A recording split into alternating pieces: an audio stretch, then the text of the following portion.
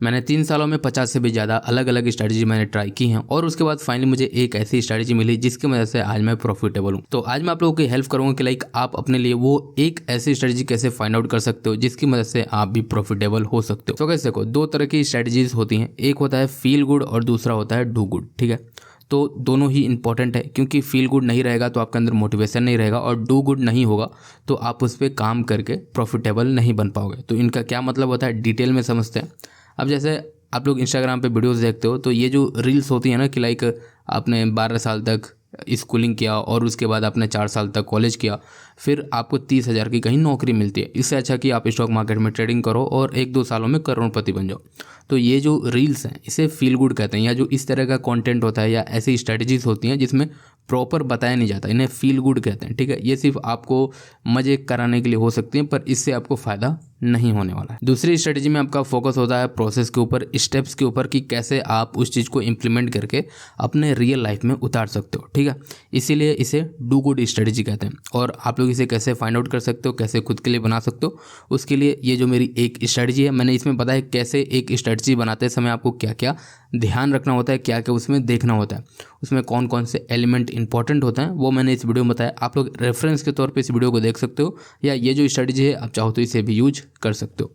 ठीक है, और उसके बाद जो भी आप सीख लो, समझ लो, जो भी आपकी स्ट्रेटजी है उसे दूसरों के साथ हमेशा शेयर किया करो। इससे आपका ही फ़ायदा होता है, उनका भी फ़ायदा होगा पर आपका सबसे ज़्यादा फ़ायदा होगा। वो फ़ायदा कैसे होगा, जैसे आप अपनी स्ट्रेटजी किसी और के साथ शेयर करते हो तो आप उस स्ट्रेटजी को रिफाइन कर रहे होते हो। अब जैसे मान लो आपने कुछ सीखा, दूसरों के साथ शेयर किया, तो पहला तो आपका रिवीजन हो जाएगा और दूसरी चीज़ ये कि आपको कई बार मतलब दूसरों के साथ शेयर करते समय आपको कुछ मन में एक आइडिया आ जाएगा कि अरे यार इसे हम ऐसे कर सकते हैं या इस चीज़ को हम ऐसे कर सकते हैं। ठीक है, वो चीज़ है।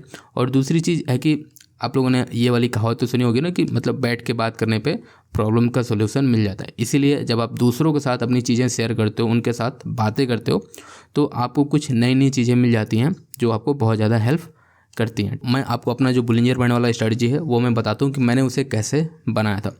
तो सबसे पहले काम करते हैं यहाँ आके हम लोग सब कुछ क्लीन कर लेते हैं, हटा देते हैं। तो ये एक सिंपल सा चार्ट है। ठीक है, बर्जर बैंड का ये चार्ट है।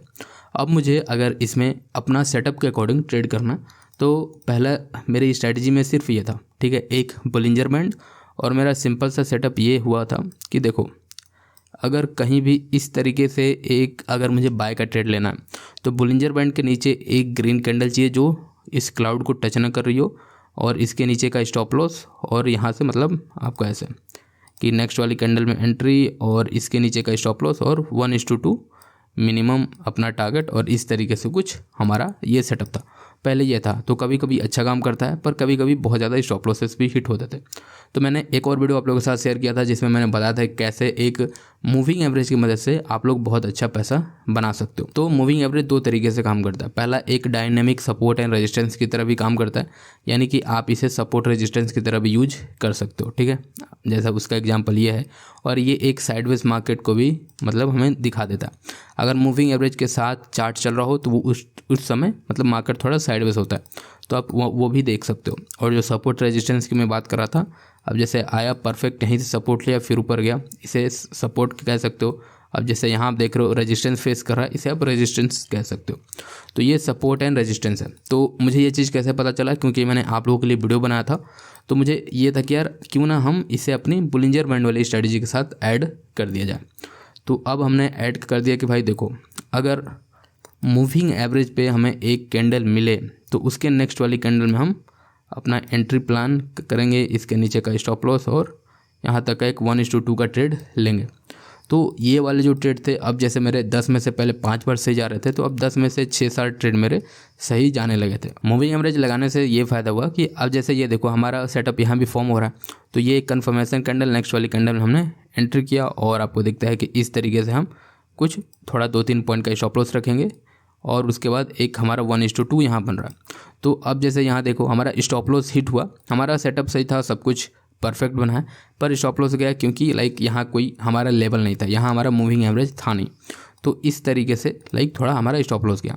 तो मूविंग एवरेज लगाने से मेरी एक्यूरेसी थोड़ी बढ़ गई। तो इस तरीके से अपने सेटअप में भी आपको अलग अलग चीज़ें ट्राई करनी है और उन्हें ऐड करना है। अब मूविंग एवरेज से भी उतना काम नहीं हो पा रहा था तो मैंने इसमें एक और चीज़ ऐड कर दिया, सपोर्ट एंड रेजिस्टेंस।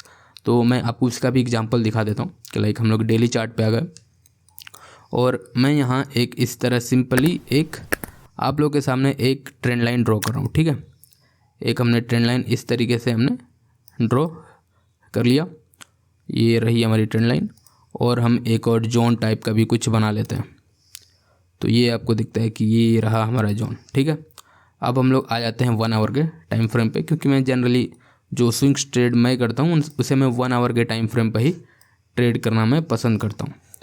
तो लाइक अब मैं दिखाता हूँ कि ये लाइक अपनी पूरी स्ट्रैटेजी जो उस वीडियो में आप लोग देखोगे, और भी इसके बहुत सारे छोटे छोटे पार्ट्स हैं जो आपको उस वीडियो में देखने को मिलेंगे।